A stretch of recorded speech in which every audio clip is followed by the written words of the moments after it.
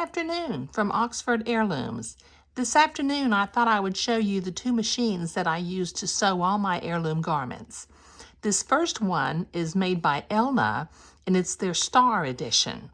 The reason I have this machine is that the stitch width and the stitch length are both digital, so I can set them really quickly and easily and always have the same size stitches when I move from sewing entredeux or doing French seams or attaching lace to some fabric. Now this machine has a whole bunch of fancy stitches which I don't use because I only need this machine to sew straight lines and to do zigzags. It does have a buttonhole foot attachment, but the problem with it is that my tiny heirloom buttons fall out of it. So I cannot make heirloom buttonholes with this particular machine. Let me show you the machine that I use for making buttonholes. This is a 1960s era Singer sewing machine. It's all metal and it has a screw hole here in the front of it where I can attach this vintage buttonhole attachment. Now this buttonhole attachment has cams that come in different sizes for different size buttonholes. Now when I'm making most of my buttonholes, they're either 1/4 inch or else they're 3/8 of an inch.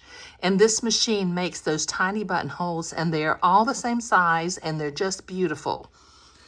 Now I spent on this Alden machine, I spent $100 on it because I bought it from a friend who was upgrading to a new machine.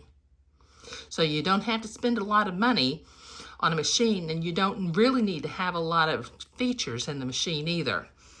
This old Singer sewing machine I bought off of eBay for about $100 and I had it shipped to me from Brooklyn, New York to Oxford, Mississippi.